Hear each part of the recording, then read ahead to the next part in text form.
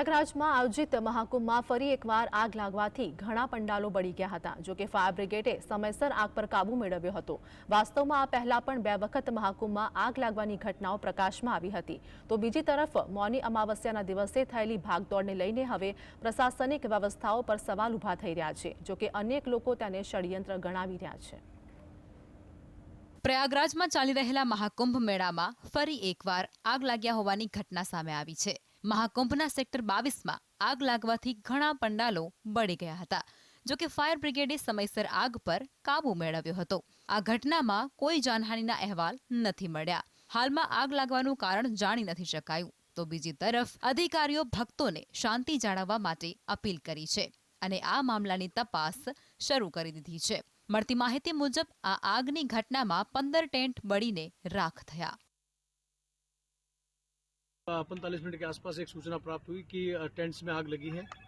मौके पर आकर के देखा गया तो जो 15 टेंट थी इनके अंदर आग लगी थी, जिसपे फायर स्टेशन त्वरित कार्रवाई करते हुए आग को बुझाया और नियंत्रित किया। एक्सेस रोड यहाँ पे नहीं थे, जिस कारण आने में थोड़ा सा तकलीफ हुई, परंतु अभी स्थिति अंडर कंट्रोल है और कोई भी जनहानि नहीं है, कोई भी सिंगल बर्न नहीं है और जो हिदायत हैं वो उनको दी जा रही हैं। एसडीएम महोदय द्वारा भी बताया गया है कि जो अनऑथराइज्ड टेंट्स हैं वो लगाया गया था और ये जो क्षेत्र है चमनगंज चौकी के अंतर्गत आता है, जिनको अवगत करा दिया गया है। પ્રયાગરાજમાં આયોજિત મહાકુંભમાં આ પહેલા પણ 2 વખત આગ લાગ્યા હોવાની ઘટનાઓ સામે આવી ચૂકી છે। મહાકુંભ મેળાના સેક્ટર 2માં 2 કારમાં આગ લાગતા ગભરાહટ ફેલાઈ હતી। જો કે આ ઘટનામાં કોઈ જાનહાનિ નહોતી થઈ અને ફાયર બ્રિગેડના જવાનોએ સમયસર ઘટના સ્થળે પહોંચી પરિસ્થિતિને કાબૂમાં લીધી હતી। આ પછી અગાઉ 19 જાન્યુઆરીએ પણ મહાકુંભ મેળાના સેક્ટર 19માં આગ લાગવાની બીજી ઘટના બની, જ્યારે કેમ્પમાં રાખવામાં આવેલા ગેસ સિલિન્ડરમાં લીકેજ બાદ આગ લાગી હતી। આ ઘટનામાં 18 જેટલા કેમ્પ બળી અને રાખ થયા હતા। જો કે ફાયર બ્રિગેડના જવાનોએ આગ પર તાત્કાલિક કાબુ મેળવી લીધો હતો, જેને કારણે કોઈ જાનહાનિ નહોતી સર્જાઈ। તો બીજી તરફ મૌની અમાવસ્યાના દિવસે મહાકુંભમાં ભાગદોડની ઘટના બાદ લોકોમાં ડરનો માહોલ જોવા મળ્યો હતો। તો હાલ અનેક લોકો આ ઘટનાને ષડયંત્ર તરીકે પણ ગણી રહ્યા છે।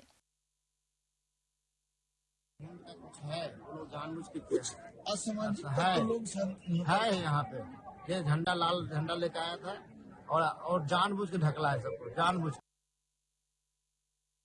વાસ્તવમાં પ્રયાગરાજ મહાકુંભ મેળામાં મૌની અમાસના સ્નાન ઉત્સવમાં વધતી જતી ભીડને કારણે ભાગદોડ મચી હતી। સંગમ નોઝ પાસે નાસભાગમાં 30થી વધુ લોકોના મોત નીપજ્યા હતા, જ્યારે 60થી વધુ લોકો ઘાયલ થયા હતા। હાલ ઇજાગ્રસ્ત સારવાર હેઠળ છે। તો બીજી તરફ વસંત પંચમીના શુભ અવસર પર ત્રીજું અમૃત સ્નાન 3 ફેબ્રુઆરીના રોજ થવાનું છે, જ્યારે મહાકુંભનું અંતિમ અને છેલ્લું સ્નાન 26 ફેબ્રુઆરીના રોજ મહાશિવરાત્રીના રોજ થશે, જેને લઈ અને ફરી એકવાર યોગી સરકાર હરકતમાં આવી છે અને અમૃત સ્નાનને લઈ કડક સુરક્ષા વ્યવસ્થાના નિર્દેશ આપ્યા છે। Bureau report, GSTV।